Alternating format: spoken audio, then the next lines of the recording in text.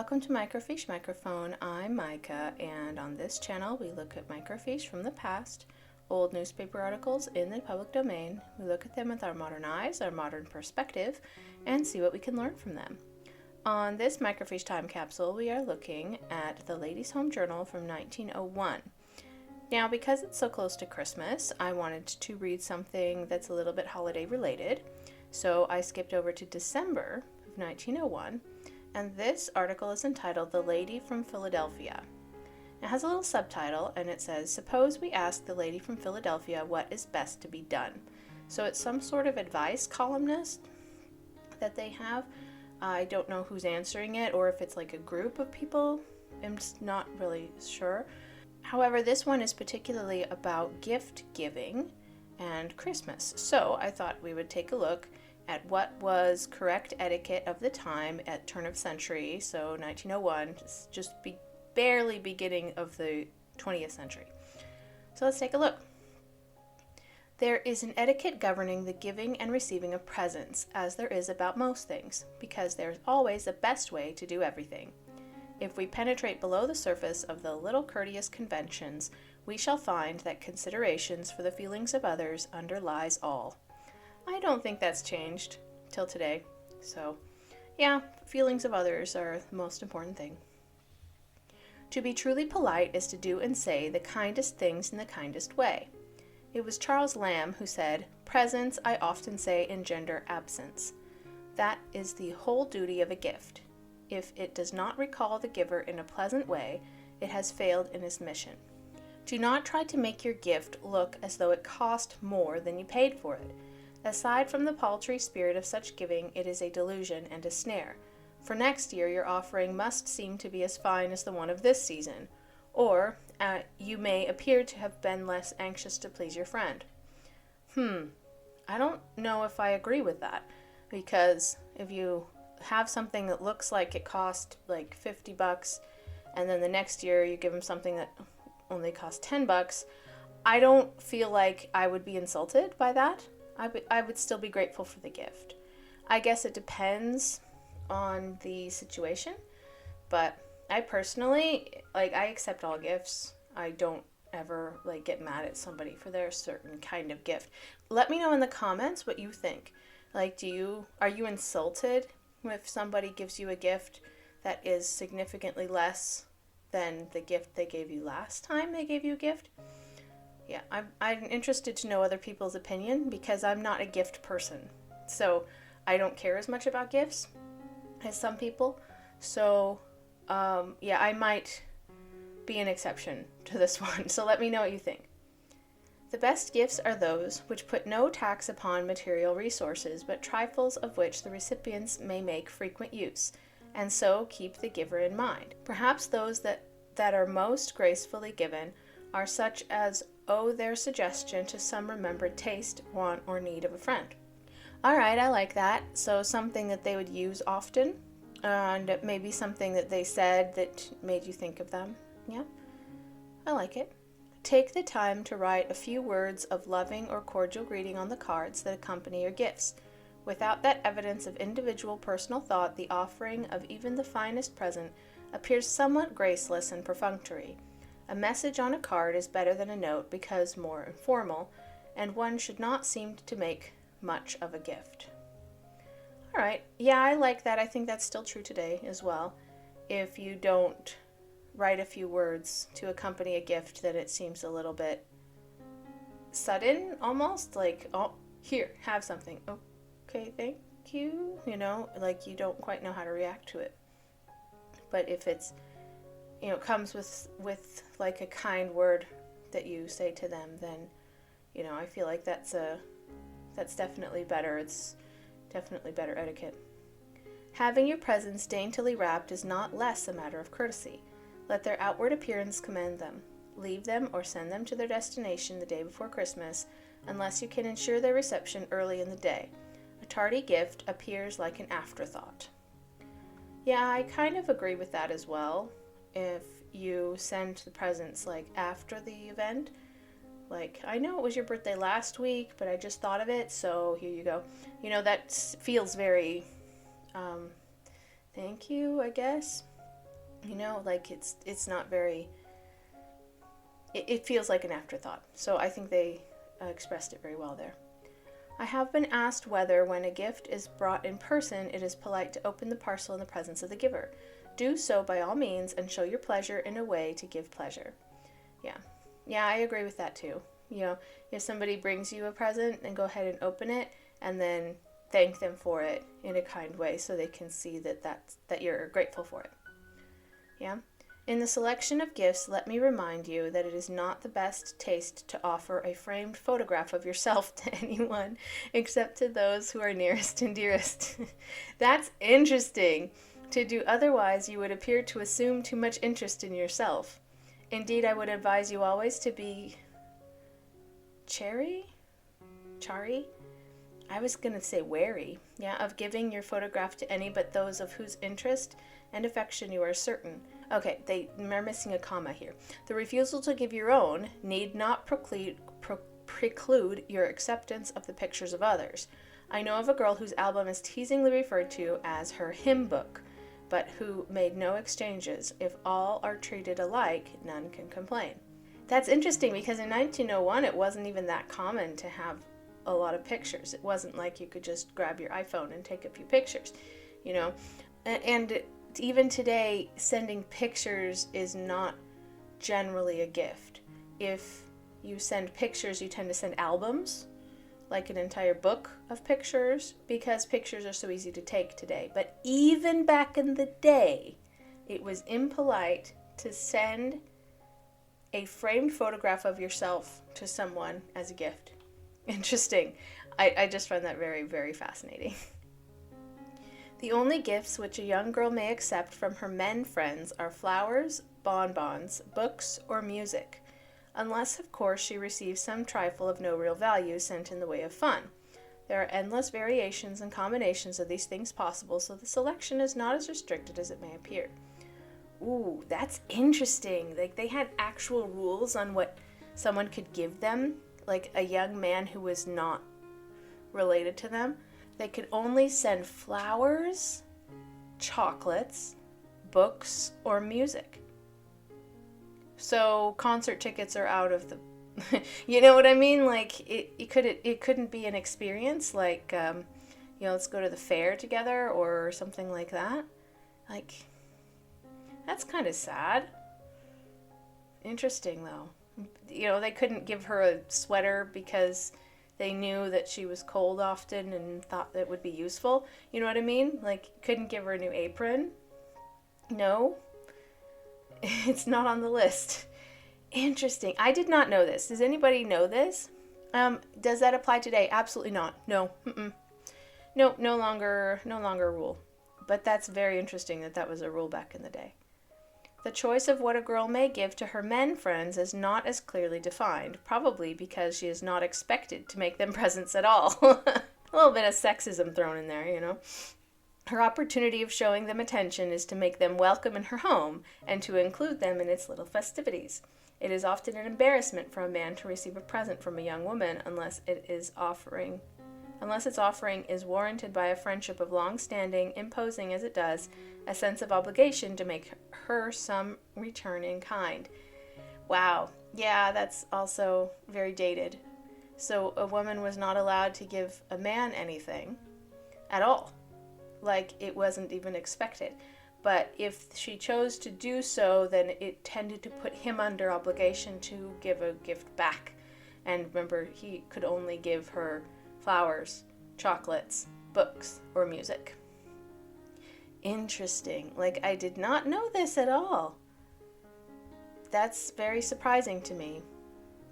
Is this applied today? No. No. Women can give men presents. I am glad that it doesn't apply today anymore. Like, I mean, it couldn't even be something she made herself, like if she had knitted a scarf or something. You know what I mean? Like, I'm surprised at that. But if she did, then he would be obliged to give her something back. Like, I don't know, that's kind of mean. See, because the reverse was not true. If the woman got a present, then she wasn't obligated to give one in return.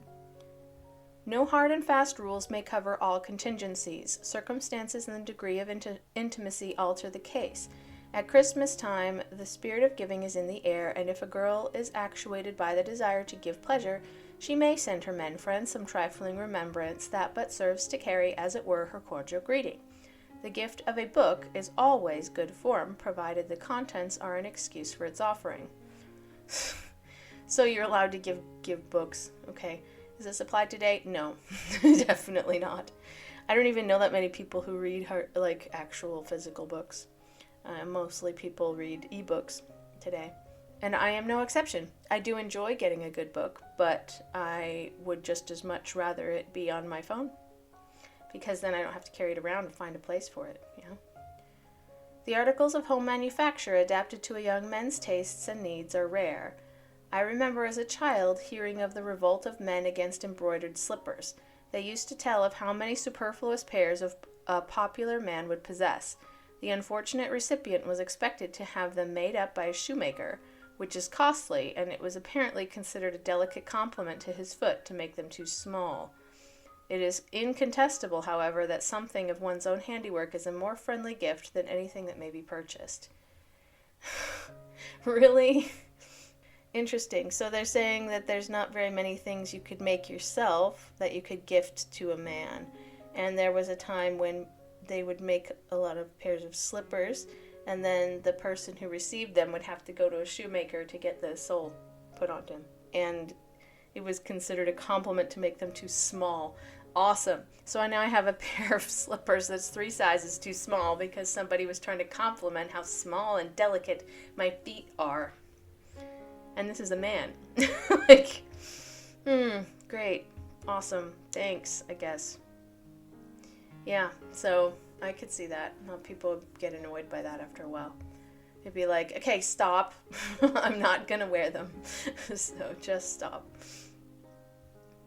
Interesting. One young girl solved the problem by writing across each page of a pretty but inexpensive calendar a quotation from an American poet, adapted to or descriptive of the season of which it is treated. It was little more than a Christmas card, but it showed personal thought, was the evidence of a refined taste, a measure of culture, and a capacity for taking pains. Yeah, that's sweet. That's a sweet gift. You take a cheap calendar and then you write a quotation on each page that you just showing them that you thought of them.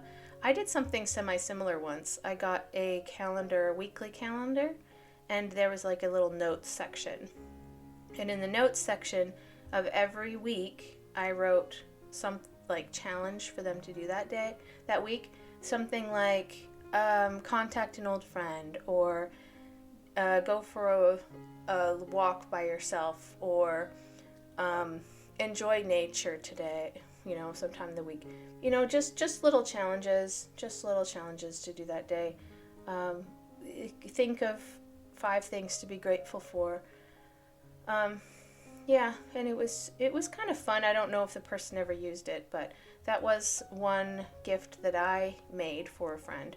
So you can feel free to take the idea. It's not new.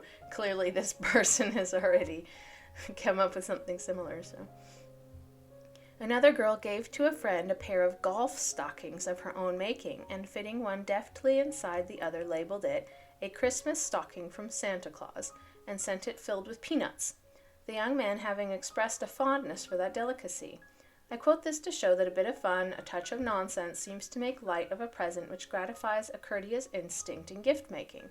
I like that. So, she just made him a pair of long socks, filled it full of peanuts, and just gave it to him as a present. I think that's sweet, especially as a peanut lover, So, I like it. Be sure to send a note of thanks for a gift received at the earliest possible moment. Write it before your ardor cools. Make it hearty, spontaneous, enthusiastic. You need not be insincere. Even if you do not like the gift, you must like the spirit that prompted it. Never defer writing with the idea that you will thank the giver in person. You may do that as well when opportunity offers, but do not risk delay. Nothing is more discourteous than belated thanks.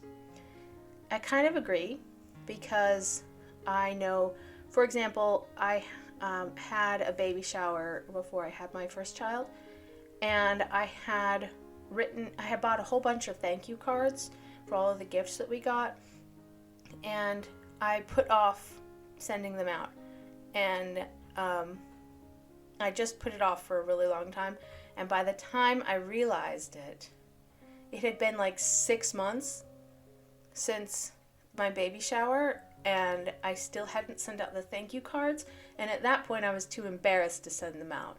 So I agree, don't delay thanking someone. If you want to send them a thank you card for something in particular, do it immediately. No, I agree with that. And yeah, you don't have to be insincere. If you didn't like the gift, you can just say, I know that you must have thought of me in doing this, and something like that. Like, you don't have to lie to say thank you. This blessed holiday season is a fitting one in which to make merry with our friends, and if time-honored traditions are recalled, our little efforts at entertaining will have the more distinctive character. Okay. A clever hostess whom I know assembles her friends every Christmas Eve for a storytelling evening by lamplight and firelight, in imitation of the traditional observances of our Saxon forefathers, who gathered about the Yule log, used to regale each other with ghost stories and tales of supernatural adventure. The veil separating them from the world of spirits was believed to be so thin that the holy night that its inhabitants might freely visit the places that knew them in life. Hence the supernatural element in Christmas tales. I didn't know that. Did you know that? Apparently, they thought that the veil at Christmas time was very thin, and so they would tell ghost stories. Interesting. That's why they called it a holy night. I did not know that. I did not know that. My friend decks her rooms lavishly with Christmas greenery, its spicy fragrance deliciously perceptible upon entering therein, and after the interchange of greetings, the lights are turned low, the big fireplace is piled with fresh logs, and everyone seeks congenial, friendly neighborhood. The young men are provided with large turkey-red pillows of sweet balsam, and ensconce themselves on the floor at the feet of some damsel. Okay, interesting. I don't think I'll be following that tradition, but okay. Under cover of the semi-darkness, self-consciousness disappears, and even the diffident ones are surprised into eloquence undreamed of before. Of course, the matter is not original, but our literature offers a large field for selection.